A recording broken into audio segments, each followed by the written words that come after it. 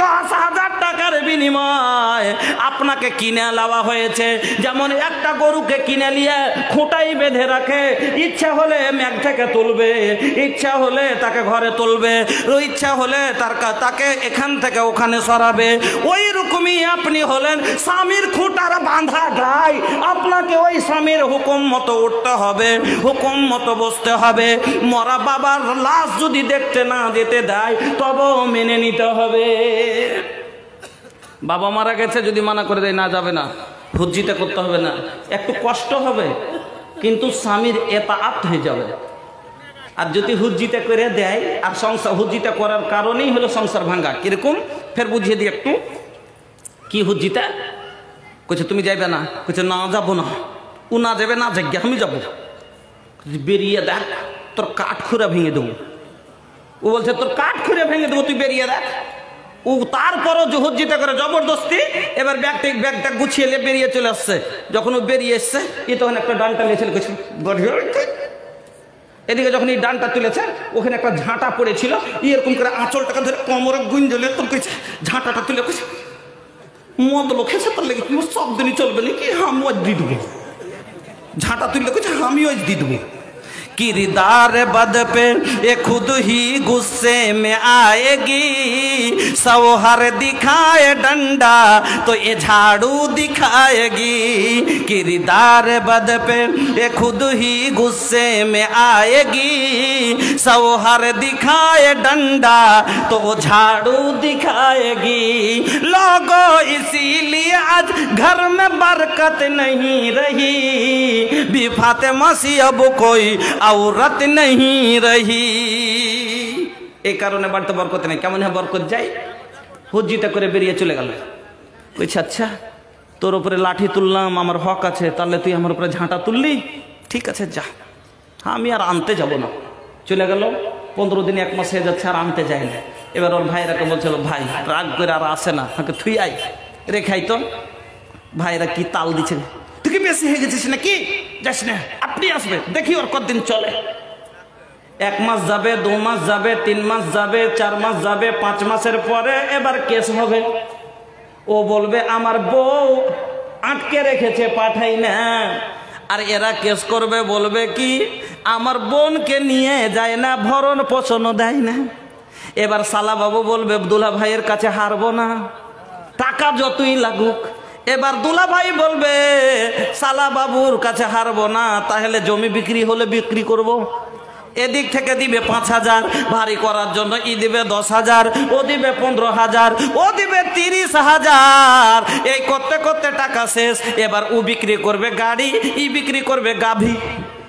अपना अपना आनों के लिए लड़ाई छे, आपस में दोनों के पैसा झड़ाई छे, आपस में दोनों के पैसा झड़ाई छे। अरे बर्बाद होय छे माल और मकान, हाय रे मुसलमान, हाय रे मुसलमान। আমার মা বোনেরা, সেই দিন যদি আপনি খালি একটু কষ্ট করে কথাটা মেনে নিতেন, তাহলে এই সংসারটা নষ্ট হতো না, এই সংসারটা বরবাদ হতো না।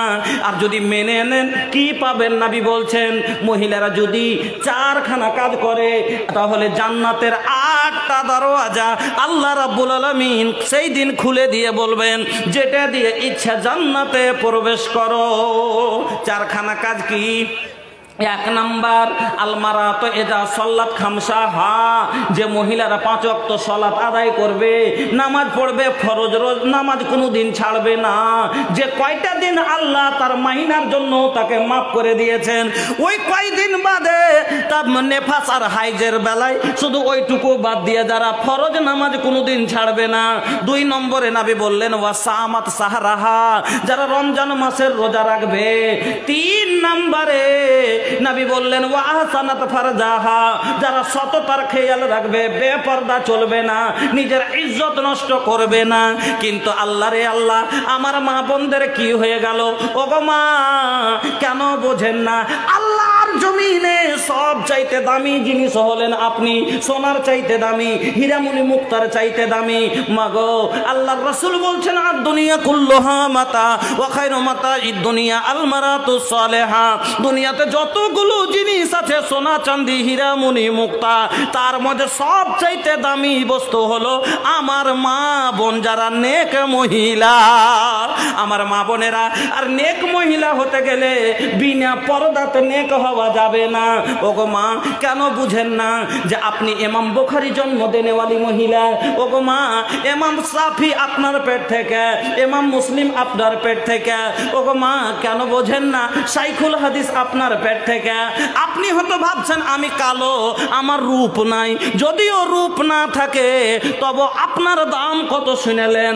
আপনার মতো কালো মা, আপনার মতো একটা পাগলি মা যদি হয়, আমার মতো মুলবি সাহেব 7 বার যদি হজ করে আসে আর আপনার মতো কালো মাকে রাজি করতে না পারি, আমারও ভাগ্যে জান্নাত জুড়বে না। এত দাম আল্লাহ আপনার করেছে। আর যে জিনিসটা যত দামের হয় তাকে অত বেশি লুকিয়ে রাখা যায়। যে জিনিসটা যত দামি হয় ভাই, ও কত লুকিয়ে রাখা যায় কিনা? এতগুলো মাখলুকের মধ্যে আল্লাহ মানুষকে পর্দা করতে বললেন কেন? মাখলুকের মধ্যে সমস্ত জীব প্রাণীর মধ্যে মানুষ হলো সব থেকে দামি। আর তার মধ্যে দামের মধ্যে এবার সোনার মধ্যে 2টা রকমের সোনা হয় ভাই, একটা হলো কাঁচা সোনা, একটা হলো পাকা সোনা। তো বেটা ছেলে হলো পাকা সোনা, মানে একটু দাম কম। হ্যাঁ, কোন দিক দিয়ে? পর্দার দিক দিয়ে বলছি। হ্যাঁ, আর মায়া লোক হলো কাঁচা সোনা। কেন কাঁচা সোনা একটু চাপন পড়লি ভাই বেঁকা হয়ে যায় ভক করে। মহিলাদের মনটা ওরকম নরম, কাঁচা সোনা নরম, একে একটু চ্যাংড়া খালি যদি ফোঁস দিয়ে দেয়।